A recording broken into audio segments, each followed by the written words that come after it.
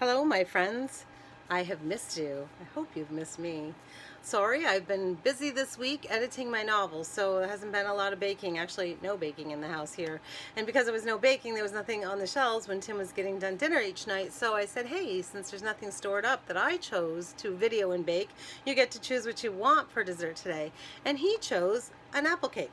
Now, an apple cake is different than an applesauce cake. Some of the ingredients are the same, with the cinnamon and nutmeg and everything, but the process is a little bit different and the ingredients are a little bit different because applesauce is wet and apples are chunky in this apple cake. They're chunky. So I'm going to teach you how to make a chunky apple cake. I'm so excited because this is actually my sweet dear neighbor down the road, Mrs. Cattell's favorite cake. So Tim's going to be sharing this cake with her. Unfortunately, because Tim's the only one eating it in our house, and even sharing it with Mrs. Cattell, it's going to be a bit much to be a 13 by 9 by 2. It would get stale or something before he would finish it, or he'd get bored with it. So I'm going to actually be baking for you with half a recipe. And as in baking, I will give you the half recipe amounts in case you have a hard time with math, or, fractions can be, breaking things up can be a little bit hard. So I'm going to give you live all of the ingredients at half amounts. But when I post the recipe and I post the recipe under the video, I will be giving you the full 13 by 9 by 2 pan recipe. It makes a 13 by 9 by 2 that bakes at 350 for 35 to 45 minutes. Now remember, with any cake or breads, make sure when you're done, when you get to that end time, just take a minute to put your toothpick down in there. If it comes out wet with any of the ingredients on there that don't look cooked, it is wet. Not like you've hit an apple piece, but comes out with some doughy kind of material on it. Put it back in for 5-minute intervals. You don't want to do more than 5-minute intervals because you don't want to put your cake back in there and then dry it out because you went to 10 minutes. 5-minute intervals are completely appropriate.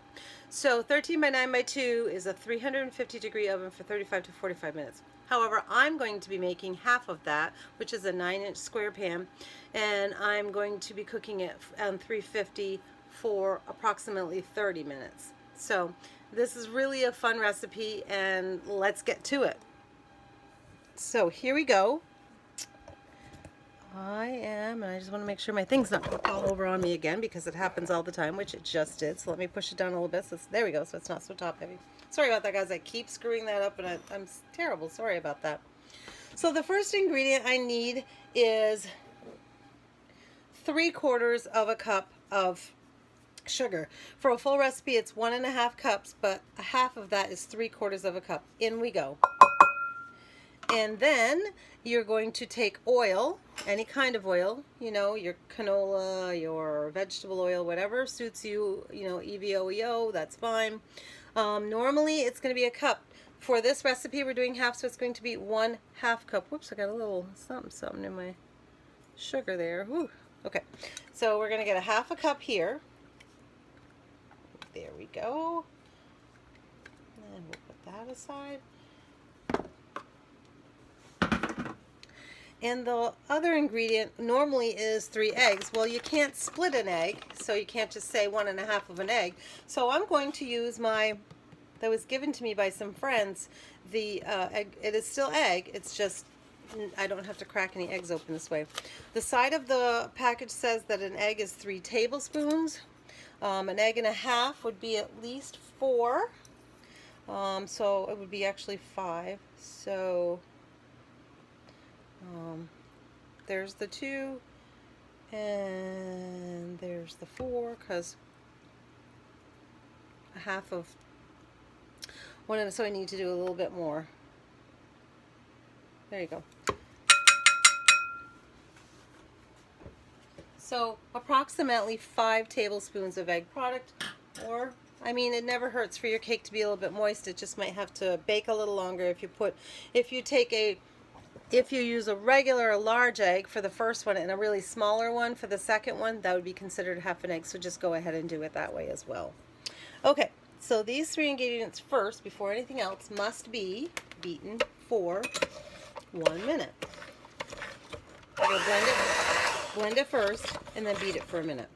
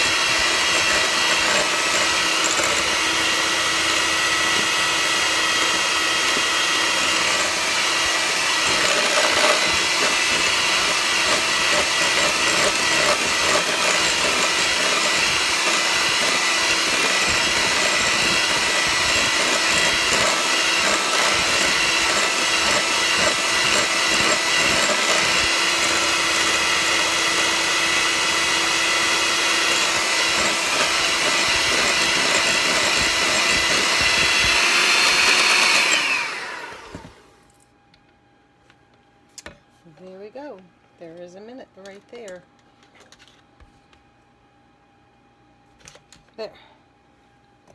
I'm sorry about the boring part of it where you had to just watch for a minute while I was beating, but I have watched some of my videos afterwards and realized that when I use this hand beater, I'm talking and telling you tips, but you can't hear them, and I don't know that until after I watch the video. So I just did it for a minute and let you watch, which I'm sorry, it was probably a little bit boring, and I probably should have used the other machine, but I did it for some reason. I just kind of felt like I wanted to be on the counter here and use this little one's the hand beater, my Pioneer Woman hand beater. Okay, so here we go. Now the recipe says just to add all the rest of the ingredients except eggs and except nuts, because you don't want to beat them because you're going to beat it one more time. So here we go. Down a little bit again so it doesn't fall over. There you go. So we start with, normally it would be 2 cups of flour, so I'm doing half. So here's my 1 cup of flour. There's normally a teaspoon of baking soda for right now, and where's my half is over here. So for right now, being half the size cake again, we're only doing 1/2 teaspoon.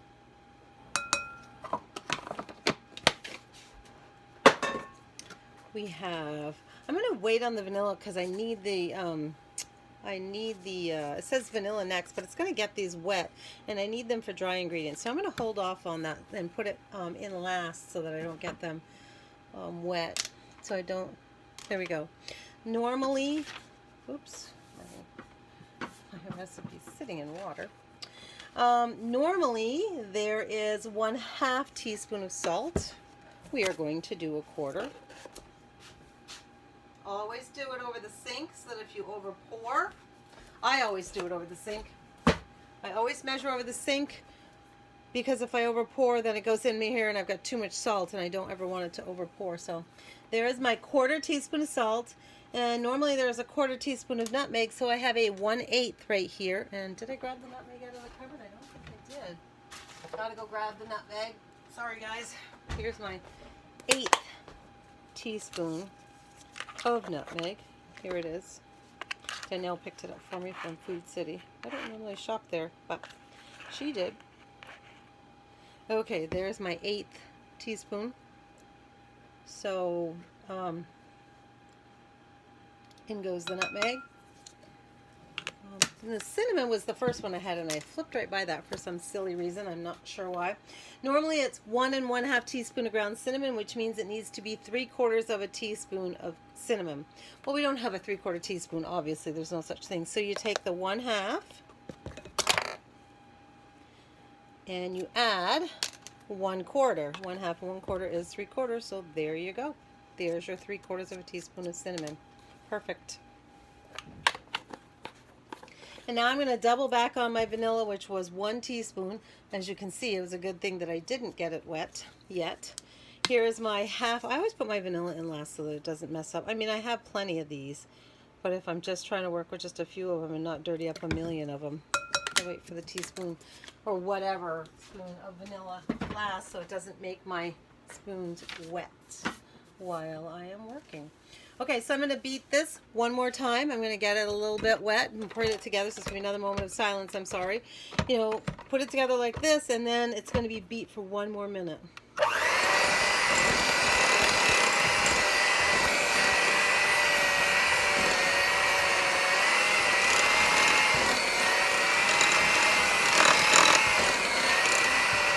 Okay, so it's all incorporated. I'm going to beat it for 1/2 minute. I'm going to take everything off the sides, and then I'm going to turn around and beat it for the last 1/2 minute. So hang on.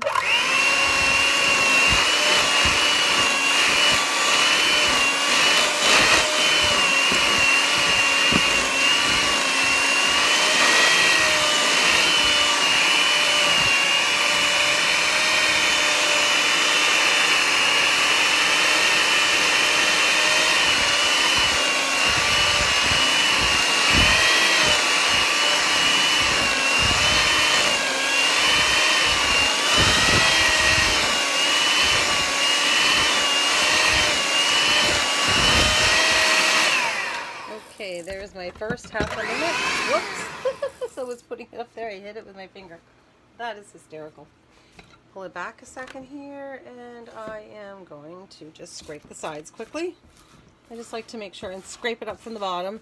When I'm using the KitchenAid, I always feel like I have to do this because it doesn't always bring it up from the bottom nor the sides, and so I just got used to doing it. So even though I'm using the small mixer, and you can see that I pretty much did get everything, it's just still a habit to make sure that everything's incorporated. So I just take the time halfway through to go ahead, and you can see, by the way, the consistency is hugely changed. You put the flour and everything else in there, and it's pretty thick right now. It has a thick consistency. Okay, ready? Here's for the other half a minute.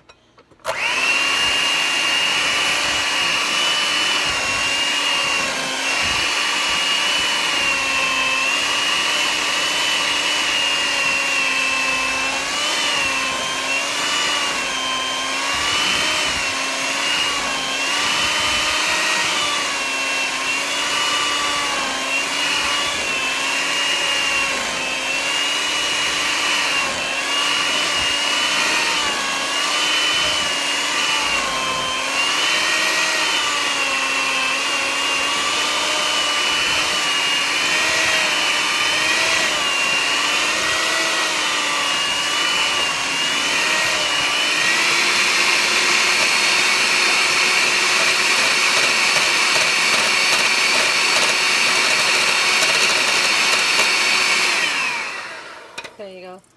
In case you were wondering, that beating the beaters up against the side of the bowl was absolutely to see if I could get them cleaned off. Okay, so this for all essential purposes, your cake is actually complete right now, with the exception it needs the apples, which will make it wetter again, but not like the applesauce. It's a little bit different, and the nuts. So normally, in a full recipe, it's going to be a cup of nuts. Of course, we're a half a cup today. I just wanted to show you there's a few different ways to, and I don't have all my products out, but I use this to chop my nuts. You don't have to sit there and chop every nut with a knife. This is the one I've been using for years. However, there's an amazing chopping product, which I don't have at my hands right now, and I feel embarrassed because I'm trying to bring it up to you. Sarah Bassett, she was in Montgomery, sold it to me. It's a Tupperware, and it's a chopping thing, and it's really wonderful as well. And there's also a Pampered Chef one. So, I mean, all those can make it really easy. Those chop down manually, where this one was just electric, and that's why I grabbed it out. It was actually a little bit faster. So I have my half cup of nuts right here, and I'm just going to toss them in. The next thing is my apples. So in a regular recipe, it says 3 medium, I think. Yeah, about 3 medium apples. Well, you know, it's hard to do 1 to 3. So I just picked a couple of random apples that look like they would work, and I'm going to show you what I'm going to do here. First of all, I thought this was amazing, because I have been making pies and putting them in the oven. Last year was 40 pies. This year was almost 50. Not in the oven, excuse me. Putting them in the freezer. Wah, wah. And so I cut every one of them by hand. Not last year, but the year before. Peeled, cut, everything. Last year I said, that's it. I went on Amazon, or yeah, I think this was Amazon, not Walmart.com. This was like the thing for me, and it was awesome. And I'm going to show you how to use it in a minute. But after I had toiled for 50 pies, it's 48 to be specific, toiled for 50 pies, then my friend Chelsea Belisle says to me, oh my God, isn't that the greatest thing? She said, I have a setup that I put on the end of my KitchenAid, and it's all works with your KitchenAid, and you just put the apple on there, and they split and core and all kinds of things. They peel and core and slice. They're not split, but slice. I'm like, what? And I almost attacked her in the house when she told me that day. I was like, are you kidding me? I just got done working for 2.5 weeks making 48 pies and putting them in the freezer. So, yeah. So someday I will pull that one out, and I will show you how cool that is. But I only need 2 apples today. So to pull that whole mechanism out and put it all on the end of the KitchenAid and everything seems silly for 2. So I'm going to use my nice little manual one here. Now this, if you put it on here, if you roll this up, you can loosen it here. You can roll this up and put it in the same area. Will slice your apple as well. But I don't want it sliced. I want chunky cuts today. So all I'm going to use right now will be and I'm not I'm not doing the coring with this. I'm actually just going to use it to peel the apple. So here you go. Very quick, very easy. It's a very inexpensive thing. I think I spent $18 on it. Very inexpensive. So move the tensioner, pull it back, put your apple on, very quick. And these are going to be, it's just going to be a random cut. And then you're just going to go, you can sit it down on the counter. There you go. And then you just go for it. And it's the quickest peel in the world. And you're done. But I can see how the one for the KitchenAid would have been really nice for me to have when I was doing, you know, can't tell you how many crates of apples, bags of apples, I should say.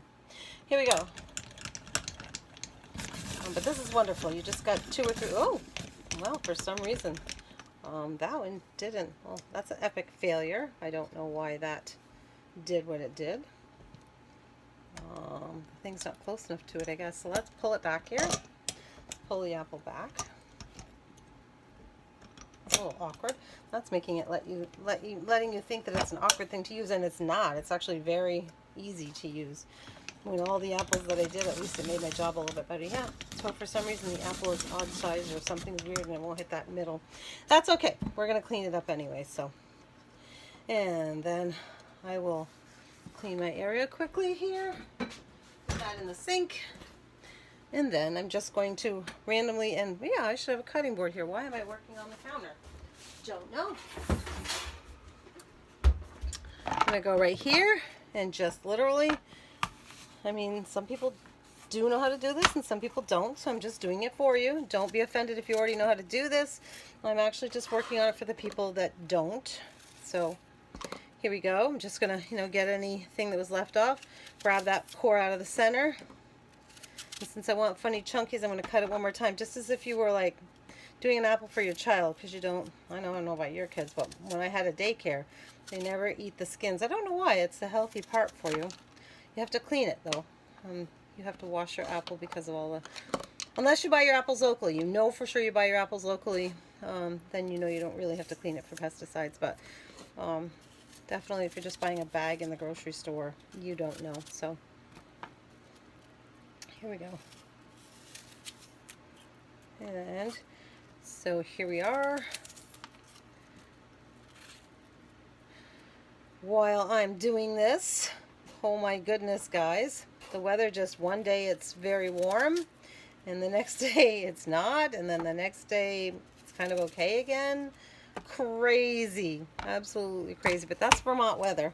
And you know what, Tim and I were having a conversation while we were driving down to Middlesex the other day with all the kitties to get them all fixed, and I was like, we went down in kind of a very cloudy, snowy kind of poo day in the beginning, and that was at 6:37 in the morning down the interstate all the way to Middlesex, exit 9. And then we were coming back, it wasn't snowing or anything, it was dry, but it wasn't anything beautiful. And we came back because we thought 8 hours down there mulling around Middlesex and wasting a day wasn't worth it. So we drove back down at 2:30 in the afternoon to go get the cats, because it's an hour and a quarter away.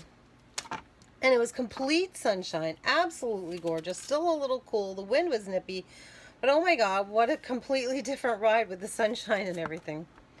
Good old Vermont. You know that saying, if you don't like the weather, wait a minute. It's so true, isn't it? So true.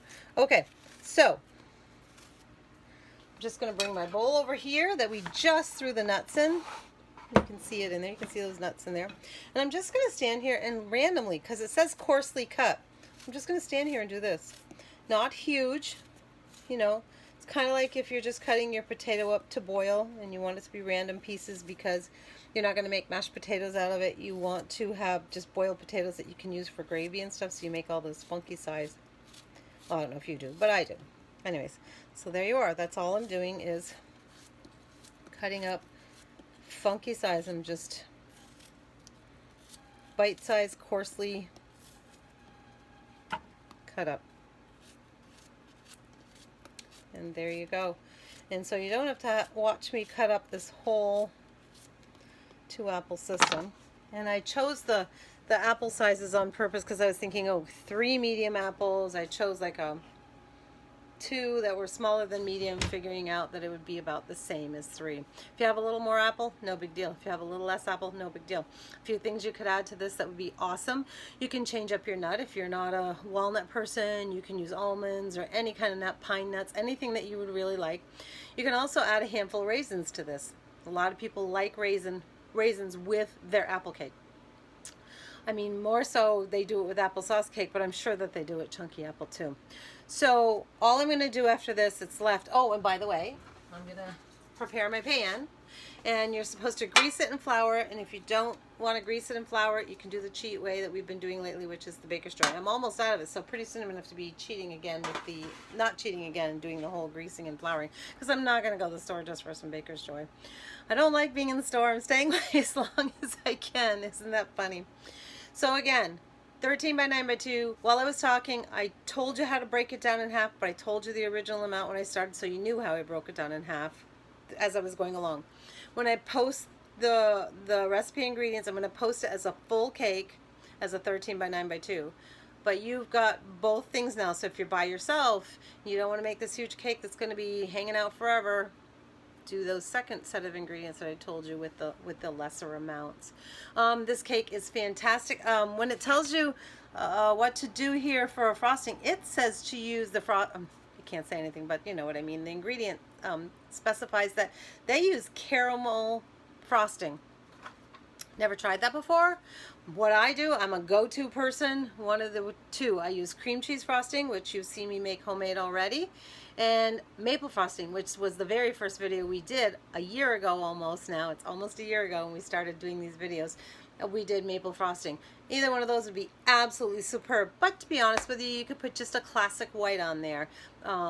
If you need to know how to make a classic white, send me some notes saying, hey Paula, we want a classic white. Underneath this video say, hey, we want some different frostings. Can you show us some different frostings? I can show you a classic white, one that is a decorator, you know, like if you're decorating a cake, a wedding cake or whatever, I can show you that classic white frosting. There's some fluffy whites. There's also buttercream white, buttercream chocolate. So there's all kinds of frostings that I can be showing you.